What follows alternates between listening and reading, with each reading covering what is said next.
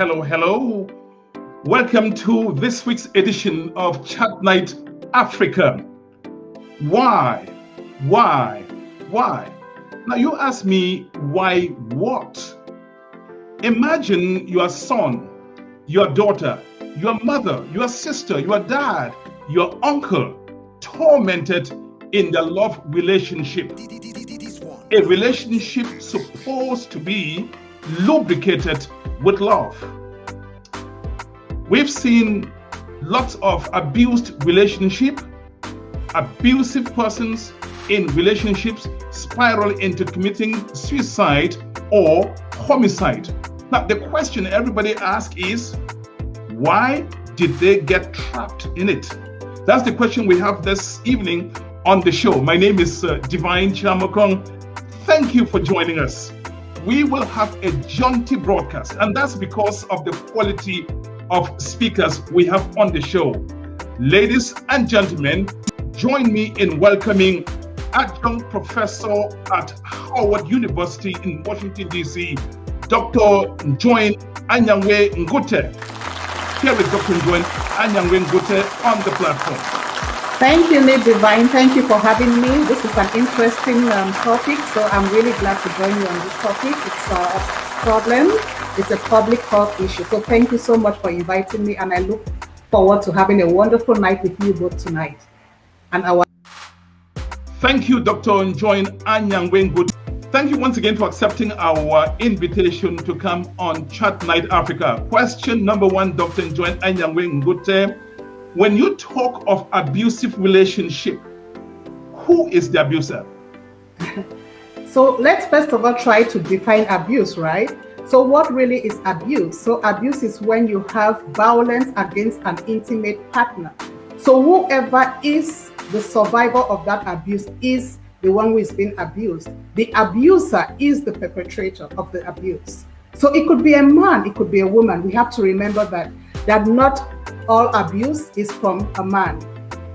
Disproportionately, women do suffer more than men. The statistics show that for every man that reports, you have like 1 in 25 men that report being killed by their spouses. For women, you have 1 in 3. So the difference is really much, but the abuser is the perpetrator. Is the one who tries to have control, total power over the other person. So abuse is not just of a man towards a woman, it's also a woman against a man, but disproportionately women are affected. Women as the sufferers, that is survivors. So men could be the abuser, a woman could be the abuser. That's the person who tries to have total control, power over the other person. It could be emotional, it could be physical. It could also be sexual abuse. So there are various forms of abuse. So maybe if we define what the various types of abuses are, then that will help us. So like I said before, you have physical abuse, which is tangible. You can see it. Somebody comes with bruises that they've been attacked by their partner. You also have emotional abuse. The effect is very subtle, but over time, you would feel the effect. It has several impacts: health impact, emotional impact when you're abused emotionally. So whoever is the perpetrator is the abuser. Some people think in a relationship you can have mutually abusive partners. That's not so true, because you have one person who tries to take control, who is always trying to be the person that wants to control the other person, and that person is the abuser.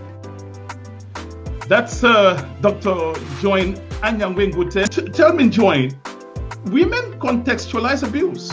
Now, are you seeing, you're wearing some beautiful eyeglasses on the show today. Are you seeing what you call abuse with the American girls' eyeglasses? Would it mean the same thing in Africa, for example? You know, I think like Dr. Veronica Foshu said, it really depends. It depends. Abuse is abuse. It doesn't really matter, right? Whether you're talking about Africa or Europe or the USA, abuse is abuse. However, the various feelings that we have, right? We are shaped by our experiences. So for somebody who grew up in a home where the father was abusive to the mother, or the mother was abusive to the father, for example, they might see that as normal behavior, okay? But for somebody who grew up in a home where there was love and she gets into a relationship where the husband is abusive, or a guy who grew up in a home where there was love and gets into a relationship where the woman is abusive, they will see that as not normal. So they'll react to it.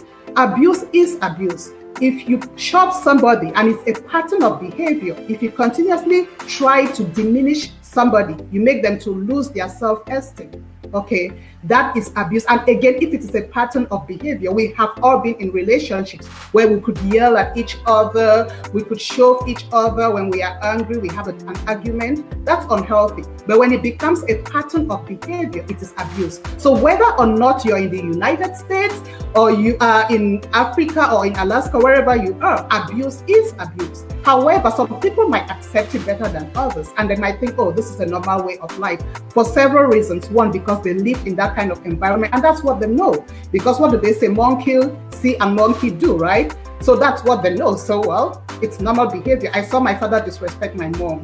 I saw my mom disrespect my father. So, okay, that's normal behavior. But it is supposed to be unacceptable at any point, whether you're in Africa or in America. Okay, so abuse is abuse. It doesn't matter where you are.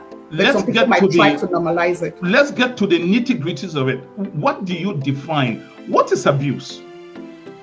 I give it, and the reason why I ask you this question is because if you take the Awande tribe in Cameroon, I hear, and I'm not sure whether I haven't verified it, but it's widely understood that if a woman is not beaten up or battered by her husband, he doesn't love her. Okay. Yeah. So, Nick Divine, there are various types of abuse, right? You have emotional abuse. Okay. And emotional abuse has to do with you continuously criticizing somebody, continuously yelling at somebody, making somebody to lose their self-esteem. Okay. Control is another form of abuse. You want to watch that person's movement. You want to check their phones. If they're out socializing with their friend, you're calling them 24/7. What are you doing at this time? Control. That's an example of abuse. Being contemptuous towards somebody is abuse. Okay, but the issue about a tribe in Cameroon where women stay in a relationship because they think when their husband beats them, that shows love. That is true, but it's also called the Stockholm syndrome, right? You tend to love your abuser. Some people take it as, oh, because he's following me up and down the place, he's checking my phone, he calls me 24/7 when I'm hanging out with my friends. They think that's love. So to them, but that's really abuse because you're having control over that person, you know. So again, one of the reasons why women stay in marriages is because of love. And in some villages, in some tribes, it's normalized that when a man beats you, right, you have a feeling that he loves you better. But again, that's just for that within that cultural context, but it's not something that should be acceptable. The fact that somebody beats you and it's a pattern of behavior, you shouldn't tolerate it. But I don't want to be critical here because that's their culture. They accept it as normal. It shows them that the man loves them. And if the man doesn't beat them, then they don't feel love. That's their culture. So I'm not being critical here. I'm not being judgmental. But again, if somebody beats you and it's a pattern that continues on and on, it is abusive.